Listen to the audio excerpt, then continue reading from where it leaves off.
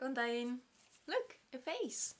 So I decided to make a video this Sunday morning because I can sleep. Yeah. So what we're going to talk about today?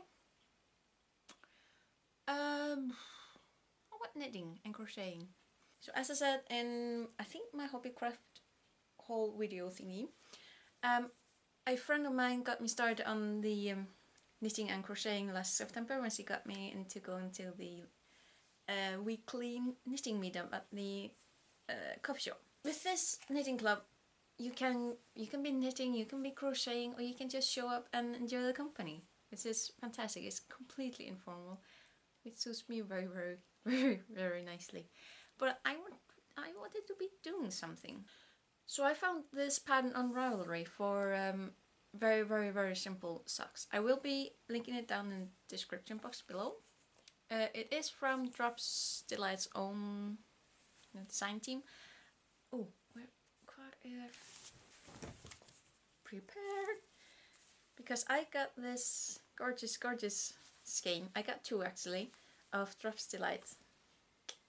This gorgeous color, and I wanted to make something with it. So I found again the pattern on Ravelry. This is the one I will link to. So the pattern is for very, very simple socks. I never made socks before. These do not have any heel. They do not complicate it at all. This is perfect for a novice. I'm not a beginner, but I am a novice. Now the only condition I made for myself was that I would complete one sock before Christmas and the other before Easter. Here's Mr. Christmas, here Mr. Easter.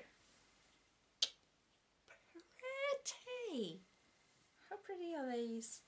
Now I did make quite a bit of mistakes. I start with the decrease. Now when I was doing that I started way too dramatically with Easter, at least. I can't remember with Christmas. With the decreases you're supposed to start with every other round and then every round. I did every round, so got this very dramatic toe. Both socks are completely riddled with mistakes, and that's fine. These are my first socks. Now I did measure Mr. Easter again and again and again. I still managed to make him just a touch shorter than the other one. That's fine. It's my first socks. No one's gonna look at my feet except for myself. And I'm gonna forget it. Because I have a horrible memory. Now, making these took quite a while because I wasn't in a hurry to make them. But then I started wanting to make something now. I found another pattern on Ravelry. This Ravelry is just fantastic. Now if you did watch my hobby craft yarn haul video thingy, I did ramble on quite a bit about this self-patterning yarn from the label says Hayfield Baby Blossom. Gorgeous, gorgeous color. And I did say I found the same colorway on Ice Yarns. I did find the same colorway again on Hobbycraft under the name James C. Brent. And I'm not complaining. Just to be clear, I'm not complaining. I'm happy. Because the yarn I had it for well over a decade. And I'm pretty certain I think I made a little hat from it at some time. I don't have it anymore. But I did have enough to make a cowl. This hopefully makes you understand why I'm so happy to have found the same colorway again. I mean, the cell pattern, the colors are gorgeous, and the cell pattern kind of looks like flowers. And this is so gorgeous for like a baby blanket, or little baby clothes, or doll clothes, or whatever. So this cowl pattern I found on Ravelry. I will put the link down in the description box. I did make this one, and then I made this one. Now, because I was doing the sock things, I was kind of tired of knitting on 4 needles. So I was stubborn and I knitted on round needles, so this one got stretched terribly. This I made with Sandnesgarn course, and I'm pretty certain that Sandnesgarn is a Norwegian wool company. I mean, they do make some with alpaca and all that nice, lovely stuff. Of course, if you ever have the pleasure of holding at least a skein of it, it's like holding a fluffy, warm little kitten. It's so soft and so, so gorgeous. So I was eager to make this cowl, and it stressed out. But I have been wearing this cowl a lot this winter. It's so warm. It's absolutely perfect for when there's just, it's a bit cold and it's windy. It keeps the sleet away. This one I'm probably going to use in the summer because it's a lot lighter, not as warm. It's going to be perfect for those days when it's too cold to go without anything, but it's too warm to be all bundled up. That's the Arctic summer. Cold. So around Christmas I really want to do something Christmassy. I've had this magazine since November 2017, when I went to Glasgow with my sisters, and wasn't really into yarn, but I did pick this one up because I really wanted to be into yarn. And in Glasgow we went to Hobbycraft, my first proper introduction to Hobbycraft, and I've been addicted ever since then. So I can't blame my sisters. Anyway, joking aside, this magazine I did pick up, and it came with these yarns, these bamboo knitting needles, which I haven't been using it except for this project. They are so soft and they are so nice, and I definitely want to use them again. And this crochet hook. Now my crochet hook lives in my to-go bag because it's absolutely perfect for, when you do it's perfect for when you drop a stitch and you have to kind of like hook it up. Perfect for that. Now, as you can see from here, there are so many things to make with this yarn. Like these penguins and these snowmen and these granny squares and the bunny, which I was so close to making, but I couldn't understand the instructions. My comprehension of English instructions when it comes to knitting is a work in progress. But I ended up deciding to make this pillow. Unfortunately, I haven't managed to finish it. Whenever I would cast on for the nose or the horns or the ears, it would just go home in a handbasket. But I did manage to make the front and the back. Now maybe I should show you the front of the back side, not the back. Anyway, so when you're making this costume, you start with this fluffy bit, and this makes you knit on a prayer because you cannot see the stitches.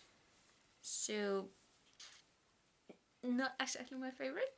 So when it came time to change over to this lovely blue, I was so happy. And then the yarn squeaked. I have never knitted with yarn that squeaks so much.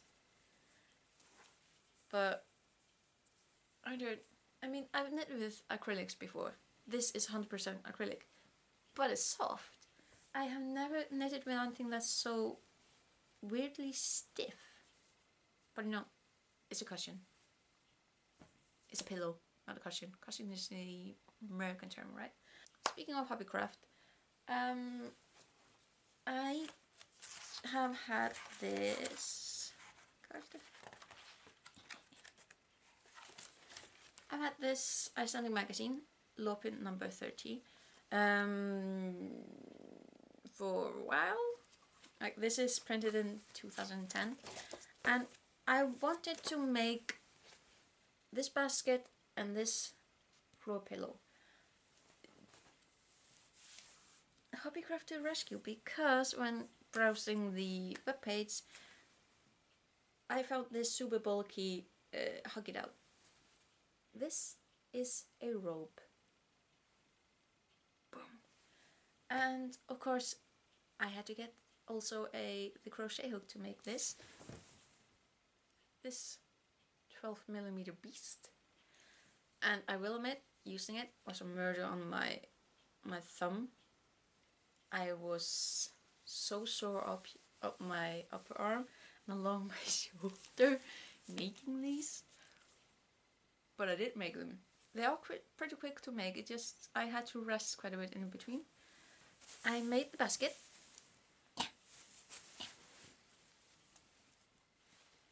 From ruby, paprika and shell.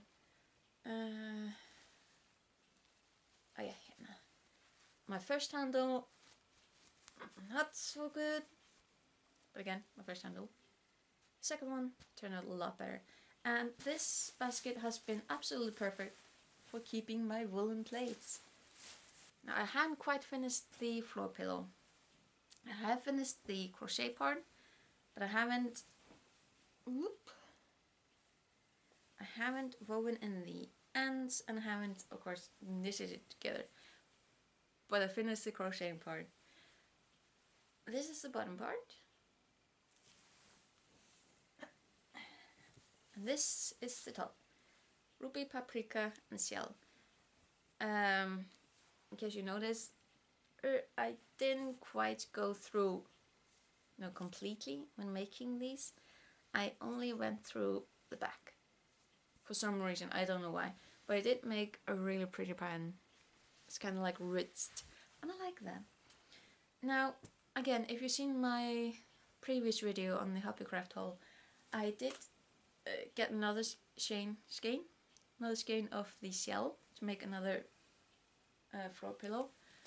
And I want to make the top part with the blue and the grey. I think it's gonna be fabulous. It's gonna be pretty. Now I did have leftovers of the ruby and the paprika. I had too much leftover of the shell to finish. So I freestyled another basket. Ruby, the paprika turned fine, and then I just made an accent with the shell and called it quits. I've been storing my scarves and my shawls in here. And another project. It's a scary project because I'm making out of woolen plates.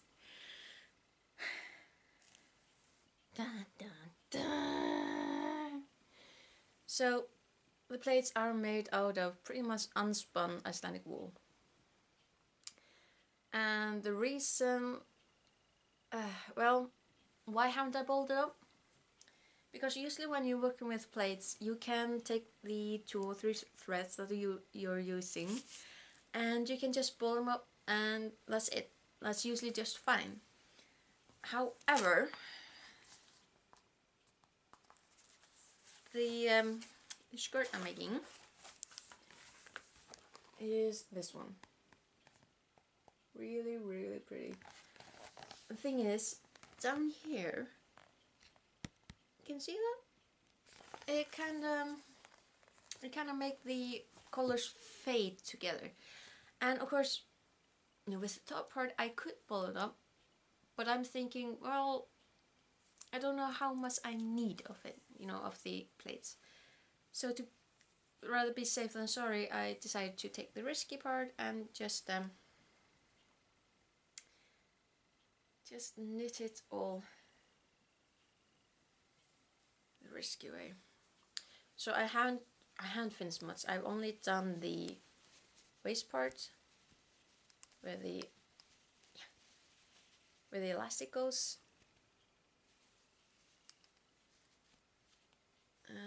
Yeah. this is all I have so far. But this is going to be gorgeous. It's going to be a gorgeous skirt. And the other colors, so I kind of want to be more like seep colors. That's what we call it in this household. So the base color is this white. And then I'm gonna follow up with in the pattern with this very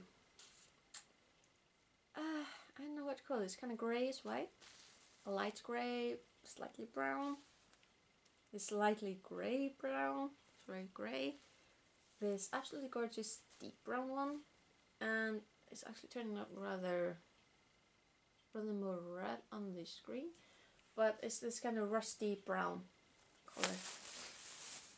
It's gonna be so pretty. So I am freestyling a blanket. It was supposed to be a baby blanket, but it turned out a little bit bigger. I actually ended up casting up 206 stitches to get the amount of the pattern that I like. I'm doing, I think it's called garter stitch. It's going, that's going to be the border, and then I have straight stitch in the like middle. It's gonna, yeah, it's gonna be pretty. I don't really know how to explain the pattern. So this is the Icelandic knitting Bible, and the pattern I want to make is this one. So I'm freestyling this thing, and I'm a little bit nervous because I've never freestyled this much. Like making a janky little hat is one thing. Freestyling basket when you have something to, you know, base it off, that's another thing. I'm seriously freestyling this. I did make a little swatch. It's real with mistakes and wrong countings and where is it? Yeah, here. Yeah, it's real with mistakes, but it did give me a good idea of what to expect. So as you can see, it pulls down really dramatically here, so I'm probably gonna have to make a bit more of a border before I start with the pattern itself. But it's going to turn out really pretty. It's not hard, it's just paying a bit more attention than I'm used to, not just going at it and just pew. So that's what I've finished and what I'm still working on. But the creme de la creme. So last week I got my hobby craft yarn haul. Very happy about it because A, now I have enough to work on this blanket. B, I can make another floor pillow, which kind of means I have to finish the first one, but hey, it's mathematics. I also got this absolutely gorgeous Bagnat velvet yarn, and I used it. I've actually done something with it. I crocheted this huggable pillow. It really didn't take long. And again, perfectly freestyle. So I measured it kind of up against this pillow, which is 40 by 40. I think I got this one at Boohoo. So I cast on 50 stitches, and then I crocheted a little over 80 centimeters, I think like 80 and a half or 81 maybe. And I finished it. I sewed it up, I got a pillow, and it's done. So that's my work in progress. That's my work done. That's the work I'm hopefully gonna finish. So thank you for watching. This has been very interesting. It's a bit weird watching myself talk. It's gonna be weird editing this because I'm not used to watching my own face. But hopefully this will be a video that I will actually post, not be too embarrassed about. Alright, thank you for watching. Bless, bless. Have a nice day. See ya.